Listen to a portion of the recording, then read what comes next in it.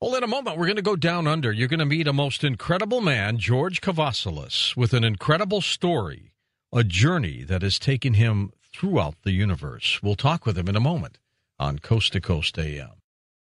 And welcome back to Coast. George Kavassilas has had an incredible range of experiences, including traveling up through the dimensions of our universe back in 2003 and rediscovering what life here on this planet is all about. Now, this extraordinary series of experiences include meeting and interacting with many different ET races, and here he is on Coast to Coast. George, welcome from another George. How are you? George, I'm fantastic. Thank you, and I want to tell you how grateful I am for the opportunity. It's, I suppose, the two Georges getting an opportunity to discuss and contemplate life together. I think it's wonderful. Absolutely. This planet, George, has been going through so much lately. How are things down under with the flooding situation, the earthquake in New Zealand? How are things getting back to normal at all? Yes, but with a tentative feeling of, changes are afoot. Everybody's starting to feel, hey, something's actually going on here. So that's in one way, it's bringing about awareness to people, which is a wonderful thing. That's so important. Tell us a little bit more about you. Yeah, well, for me, I've had an incredible, like you said, incredible life, and I really had to dig deep and think why and feel why do I have these experiences? Why am I having them? And why me? Why aren't other people having these experiences? And you begin to realize that there is a great sense of responsibility and obligation that actually comes with having these types of experiences, and it's a sense of obligation to actually share the knowledge and the wisdom that's gained from these experiences with our human family. George, would you call yourself spiritual? You're not really religious. I'm not really religious, but I'm pretty spiritual. How about you? Yes, I'm definitely a deeply, deeply spiritual man. I would go, very much a deeply spiritual man. I was christened a Greek Orthodox, and I went to a Catholic high school, and I'm really not into churchianity, but I'm into Christianity, and I'm also understand that whether it's Jesus or Buddha or Krishna, to me, it's the same consciousness. Sure. It's just I'm not into my football team is better than your football team. we're all one life, and that's the way I tend to go about expressing and understanding life. Some of the things that have happened to you have been pretty remarkable, pretty far out there. How do your friends, family react to this? Yeah, I've had mixed responses, George. I've got members of my friends and family who I've got a lot of friends that have fallen away. Every time I've tried to speak to them about it, it creates a lot of angst inside people because, what we're doing is pushing the boundaries, as you're well aware, sure, of people's current and normal understanding of life. And, I've got some family members too who are very, very uncomfortable with it. But I can only love them unconditionally and allow them to be who they are. And I just got to continue to be authentic and continue to be me. Are they scared of the things you say? I mean, does it frighten them about you? Do they say, oh, my gosh, George, what are you saying? Yeah, it is like that, George. It's definitely fear-driven, and it's the fear of the unknown, I would say, George, because of, they judge you on what they know to be true, and we've all had that in our lives. We've all been brought up in various different societies and cultures, and therefore we have our cultural programming, even our family traditions, family traditions and the bloodlines we've incarnated into, so, with the genetic programming there. So there's a lot of energetic patterns that we are entrenched in that when you begin to introduce concepts that are beyond these boundaries, it does get uncomfortable for people, but that discomfort is actually change. Well, let's start with this, George. So many millions listening to you right now are probably saying, okay, what happened to him? What did he go through? We'll start with that. Talk about some of these experiences. What happened? Yeah, thanks, George. Well, it goes right back as far as I can remember to the age of 5 or 5.5, and that's when I first had my the furthest memory that goes back with extraterrestrial beings taking me from my bed at night. And really, I knew it was going on before then, but that's as far back as my memory goes. So it's always been a part of my life, George. It's never something that happened later on in life. And I was having trouble staying awake at school because I'd be going up in craft at night, and then I'd have to sit through a boring science class during the day. And it was a struggle, and to walk between the worlds. But I couldn't tell anyone. Every time I actually attempted just to share anything with anybody, it was very, you lose friends very quickly over these types of issues. The first time it happened to you, the first time that you can remember that it happened to you, did you think you were just dreaming? No, definitely not dreaming. It was a very real experience, actually. Even the bed sheets on my bed went missing as well, and I was paralysed on the bed for an hour, and I was so cold. I was only a 5-year-old child, and I was so cold, and I was just paralysed with fear and with the energy that they used to paralyse you with. And I finally got myself out of an almost rigor mortis type state, and then got able to stumble towards my mum's bedroom. But I stood there frozen with fear again, because I had like an energetic pattern that was, they work on your will, George, and I had the will, I wanted to wake my mother up, but my will was overcome by them, so I was just standing there in front of her frozen, and I couldn't actually bring myself to wake her up. Were you the only one in the family that this was happening to, or was it happening to other members? I know it's happened to other members, but there's no way they're going to admit it. They are, the fear for them is just too great. And you can see it. It's like they're suffering post-trauma, because I've been through it throughout my life, and they are dealing with that as well. But they're dealing it in a different way with the way I've dealt with it. We've got a friend in this country. He's a doctor who removes implants from people, and he believes that they are planted by ETs, extraterrestrials. Have you ever had any problems like that, or any kind of device implanted in you? Oh, sure, plenty. I've still got some now, but you see, there's also energetic implants that they can implant, ones that you can't see, touch, or feel. You get to feel that they're there, okay, I'll go that far, and you get like an understanding and a knowing that there's something there, but you can't really measure it. There might be some technology available on the planet now that can measure these things, but, George, I had one cut out too, and then the day after I sat there and I'm like, that was a bit of a silly move, because all they can do now is just pick me up and put another one in. So you get to the point, George, where you realise that the only thing you've got left is your inner light and consciousness. And it got to the point where I started focusing on that. And I know that it doesn't matter what they put in me, and that includes the shadow government. I've been manipulated by the shadow government and the ETs, because they collaborate behind the scenes, by the way. And, these implants, the only way you're really going to overcome them is to overcome them with your own spirit, with your own essence. It sounds like this ET contact was not a very good one, was not a very benevolent one. Is that right, or was that mixed? The particular ones we just discussed were of an unsavory nature, I'll say malevolent, but I've had some really beautiful experiences as well. So this is not all about fear and negativity, actually. The greater experiences in life that I've had has brought about this re-remembering of what life here on this planet is all about, and that has just been so magnificent in my life, and the amount of people around the world that are now connecting and resonating with that remembrance really is just astonishing. I must say, George, it's astonishing. The types of ETs that aren't the friendly ones, what do they look like? All sorts.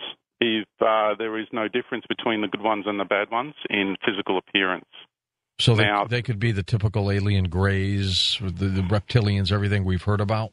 Oh, yeah, there's good and bad reptilians, there's good and bad draconians, there's good and bad greys, and there's a group of angelic-looking Nordics from Orion that are so deceptive. They come across as highly advanced spiritual beings, and they're the ones to be really careful of, because they can be in front of you and they can appear as an angel of light. And I've dealt with them personally, and I assure you, George, I'm really telling you something very important there. How often were you taken? There were times in my life I was being taken on average of 2 to 3 times a week. Oh, my gosh. And is it ongoing now, George, or has it stopped? Oh, Oh, no, it's easy. It's backed right off because they no longer have power over me. There might be the odd one that still occurs, but they've got very good screening methods for the memories. So I have, out of all the experiences that I've had throughout my life, I have very little recall. But even because if you look at the point that I've had so many, even that little bit of recall that I have is really profound. What did they want with you? What were they after? Okay, that's a very good question, George. What they're interested in is our genetics because we hold all the codes to life in our genetics. So our genes, the Earth human genetics, are the most prized commodity for those who look at us that way, who view us as a commodity, and there's a group that does do that. We're the creme de la creme out there, I guess, huh? We are. We are human, George. We are human, which means God-man. And that's what people like Jesus were attempting to remind us of, is of what we are becoming. And we hold all the codes of the life in our genes. And so, therefore, we access more life force than any other life form in the world, in the universe. And so for those who are into power and control, they do it by manipulating life force. And so if they can manipulate the human race, it gives them access to great power. George, were they trying to extract information from you, or were they trying to give you information? There are some groups that manipulated me and gave me false information. I stood up in 2004 and said I was a member of the Galactic Federation of Light, and that was a difficult time for me, after that, because I realised what was going on, and this group is not here, and they don't have our best interests at heart. There will be many who will beg to differ with this point of view, but they really don't have the awareness of the greater picture, the greater scheme of things, because while we have this ruling, controlling structure on the planet, they don't realise that behind the scenes who's pulling the strings is an off-world cabal, and they are presenting themselves to this planet in various different forms at the moment through channelings, and that's the point I want to make, George. I'm not a channeler. I actually, the knowledge and wisdom that I share is from my own personal experiences, and so I'm not sharing information that has just been. I don't get downloaded by ETs. Put it this way. Okay. Do they get involved at all, George, with our affairs? Case in point: the Japanese earthquake and tsunami, the nuclear power leaks, the radiation everywhere. I would expect them to come in and save us. I don't see that happening. Yeah, that's what this group wants, and that's what a lot of people expect because we've been conditioned to function in that way, George. It's really important for us to understand that the beings of the true light want us to stand in our own power. Really, you've got to realise how powerful we are. That's the most important thing out of all this. We have the power to change everything. And if we're just going to sit back and expect somebody else to do it, then that's falling into that trap. We're still continuing to give our power away. And it's very important that we begin to stand and shine our own true light because we all have the Christ within, and we are truly magnificent beings. Some of your messages, George, have been like warnings about ETs. Tell me why. Yeah. I warn of particular groups of ETs because we just touched on that, George, and that has to do with a particular group who I would say have presented themselves to this planet over a long period of time. We're talking a period of 6,000 years. And they've had this long time plan because they knew where this planet was heading. They had a pretty good idea because nowhere else was so much attention being placed into one planetary system in the universe. So you have the most diverse environment here. Nowhere else is the diversity of life in one planetary system like we got here. And then you have the embodiment of a race called human race here that holds all the codes of life force in the universe. So you have this incredible long-term 6,000-year plan that has been implemented here to control and stop and divert the human race from becoming and reaching their true full potential. So that's what it's really all about, and we've got to be very careful because we're talking about groups who are well-versed at this. You know, George, we're talking about eons of evolution in the universe. These ET races are no dummies, But for me, who's got that point of reference, I mean, I took a journey up through the dimensions of our universe, and I know where all these beings fit. I even know where certain gods of religions fit. And so it's very important to understand just how many imposters there are and how many beings are here to deceive the human race. And they do it in such a sophisticated way. I mean, we are talking about eons of evolution in the universe. True. Did they genetically alter us at all? There are old theories, the Sumerian tablets and texts that point out, depending on how you interpret them, that we were genetically altered by a certain race. What did you find out? Yeah. Okay, that's a big question. All right. Yeah. Okay, the beginning. The human race was developed as a generic embodiment, so all the codes, that means any life form in the universe can incarnate into human form. So for that to occur, originally, all of the races out there had to have an input into the genetics here to create the human form. So the original concept and the idea of creating this planet and creating the human form had to be implemented, and that was in line and conjunction with the divine plan. Now, what happened after that was other extraterrestrials who were very jealous of what was going on here and only wanted ever to control and manipulate the human race and this planetary environment. They're the ones that came here and started doing the gross manipulations that took place. They are still coming here, I take it. They're here now, and they are doing it in a very stealth way, and, not so stealth in some regards. If you I'm sure you've spoken to speakers behind the scenes in the shadow government and what have you, that, that paradigm, which that's what we label it, that they're in contact with extraterrestrial races behind the scenes. And that's the realm that's very, very murky. The waters are very murky there because there's a lot of ET races who belong to this particular paradigm that I speak of. It's a reality. It's a vibrational paradigm. And, I'm talking about paradigms that have their own spiritual hierarchies and angelic hierarchies and all that. I'm not talking about the true angels. I'm talking about other angelic hierarchies that are caught up in certain paradigms.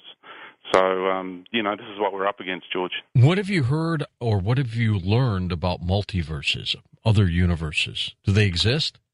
Yeah, but this one, when we talk about that, I'm not going to talk about it from the point of view of the conventional academic perspective or quantum perspective.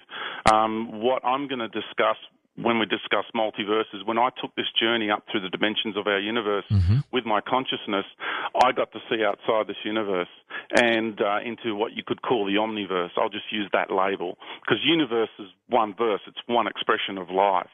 And all the other universes that I saw were of a different construct to this one. And this one, the construct of this universe is light.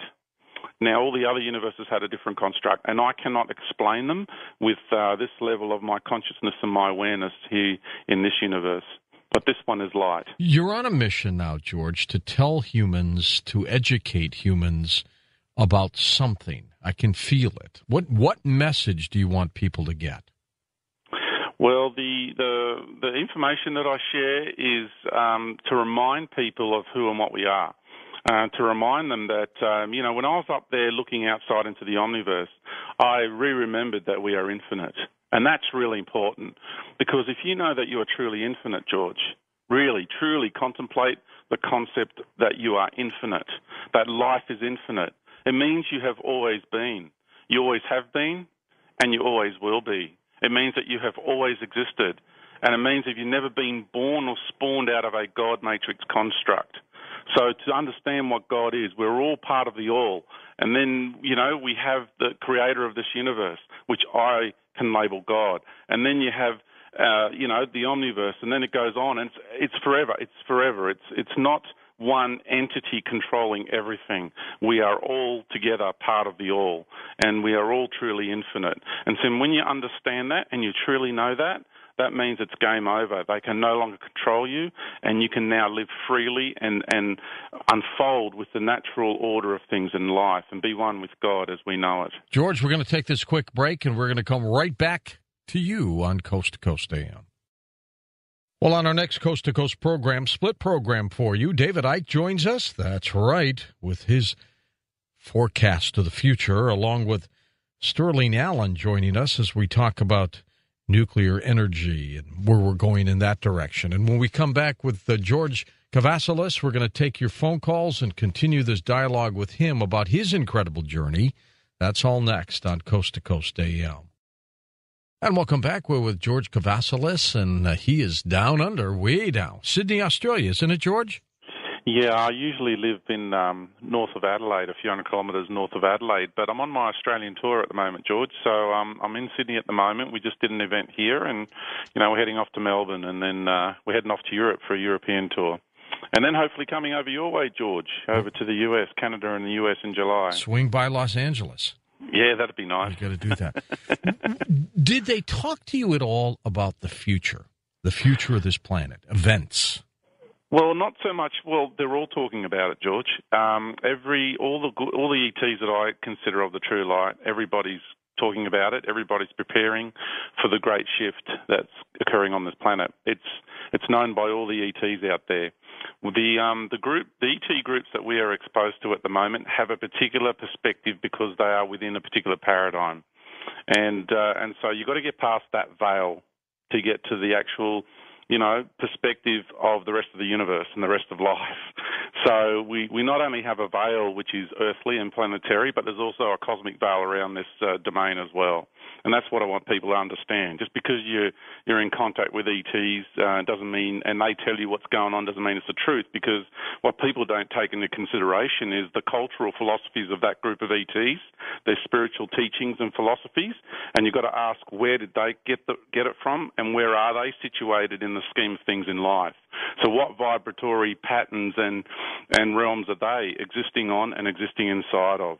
So that's the bit that people keep leaving out. And lucky for me, I've had these vast experiences, so I've got incredible points of reference. And that makes it a lot easier for me to discern than for other people. I'm going to call them messengers, George. Do you trust them? Do you trust these messengers? Well, they're really, in all honesty, George, they are just family of life for all of us. Everybody that's incarnated here on Earth has come from out there. And so there's many different levels of life. And, we use a generic term extraterrestrial, but, there are many planetary systems and on different levels of life. So it's not just one level of life that is extraterrestrial. So it's really our people, our families, and it's us on these other dimensional paradigms. But they don't say to you, George, we know you're going to get hit by an asteroid. It's going to be a planet changer. You have to warn everybody. Do they get into that at all? No, the ones of the true light don't do that. But what I have come to know and understand in my life, George, and throughout my experiences, is that this planet is a living being, yes. And everything that is created, manifested in life in this universe is its own consciousness. So the solar system, the sun itself, is its own being. So what people have actually forgotten is the most basic construct of all is their very existence here on this planet. And they've lost that connection with the consciousness of this planet. And what I always say people to do, what I urge them to do, is to connect with Mother Earth and ask her what she's doing. Because we get all these stories, George, from all these different ET groups that our planet is currently exposed to, and people don't actually take into consideration Mother Earth's journey herself. And so I'll give you a really good shining example of that, and that is the latest earthquake in Japan, okay, and the latest series and run of earthquakes. And people are blaming HAARP. It's the conspiratorial mind. It's habitual. People love the drama, George. And so what they're not taking into consideration is that Mother Earth actually straightened up on her axis a little bit, which created the earthquake. And, you've got to realize that this planet is a living being, and she has her journey, and she has her intention. And she's the one that's facilitating the human race on her body and the ecosystem we are inside of. So it's probably best that people start, rekindling that connection. I mean, we exist here because of her in the first place. So, we're breathing her air, we're drinking her water, and we're eating her food. So your very basic existence is because of this being that has chosen to manifest herself as this planet to begin with. So they're the basics that, the beings of the true light begin to, help you with when you start to leave this paradigm. Let me throw some things your way and tell me if you've got knowledge of it because of the ET contacts. Wormholes. Yeah, sure. Wormholes. Okay, there's a thing called a serpent rope that the South Americans go on about, and that's not actually a technological wormhole that's the way some people have interpreted that. That's actually the umbilical cord that comes from the center of the galaxy through to the sun and then through to the center of the Earth. And that's why there's when a child is birthed, there's this huge surge of nutrients and blood and energy that goes down the umbilical cord to the child in the womb before it's birthed. And that's what's happening here, George. Mother Earth is birthing this new race of life. She's about to give birth to a planetary race of light, universal light beings and universal creators. A whole planetary race of Christs and Buddhas and Krishnas, whatever label you want to use it, So that's what's going on here. And so these energetic waves that are coming in are changing things. They're changing the sun, they're changing the solar system, and they're changing the Earth. I'm sorry, go ahead, George. Yeah, and therefore changing humanity. Yeah. Life after death. Life after death. There's not one destination. Everyone's on their own journey. People come from all different levels, and when they pass over, they go to different levels. Some people are trapped in lower domains, and they go round circles for a while, a few eons of time. But everyone's on their own journey, George. It's not one rule fits all. ETs in terms of being physical or dimensional? Both. There's physical ETs and there's dimensional ETs. Yeah, definitely both. Like, for example, the majority of my incarnational construct, because we have multiple energetic streams coming into our embodiments, if someone was to ask me where am I from, I would say I'm from Sirius. And I'm not from a planet that revolves around Sirius. I'm actually from the star itself. So the star itself is a planet, but on a higher level of existence. And that's why from down here we view it as light, because it's a much higher vibration in life. Propulsion systems, do they tell you about that? Were you able to witness that? When beings from a higher plane of existence manifest a ship, it's an extension of their own being. And what they use to move around the universe is the law of attraction. So what they will do is they will focus their intention at a particular point in the universe because, on that level of life, you're connected to the whole universe. And then what happens is you dematerialize from one location and you rematerialize in another location. And that's what's used. I mean, that's what gravity is. Scientists are racking their brains, George, to work out what gravity is, and it's simply the law of attraction. I mean, we gravitate, our souls gravitated here to this planet to incarnate here. So it's all it is. All right, to the phones we go. East of the Rockies, we'll go to Dusty in Knoxville, Tennessee. Hi, Dusty. Hey, George. How are you doing? Good. Thank you for really calling. good. Thanks, Dusty. All right. And the question I had for your guest tonight was, in any of your contact experiences, have any of the aliens gave you any shedding light on what kind of lives they live whenever they're not here, like what are their planets like, stuff like that? Sorry, they've given me what? I didn't hear the last bit. Like, have any of the aliens you've been in contact with, have they gave you any information about what their lives are like on their own planet? Yeah, what are their lives like?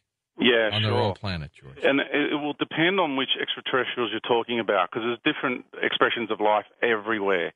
And so if I was to give you an example of what life is like in the fifth dimension, for example, everything's in harmony, and there's one energetic center on the body, so you're beyond the seven chakra body, because, when you have the seven chakras, that's actually the 4D body, by the way, people who are into that kind of thing.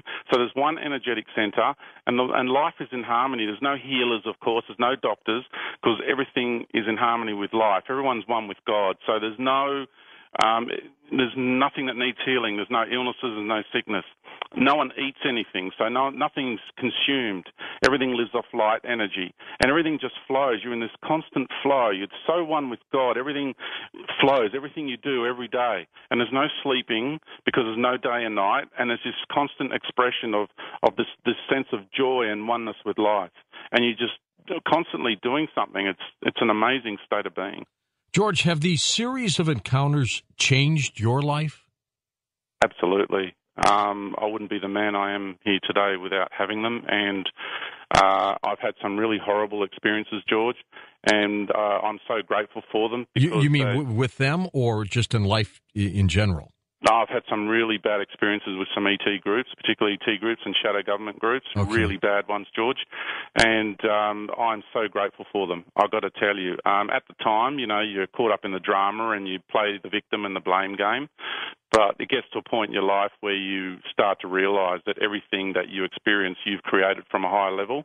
And so you begin to really be grateful for every experience that you have, and you stop blaming anyone and everything else for it. And you embrace all your misery and all your suffering and all your darkness, and you integrate it and you move beyond it.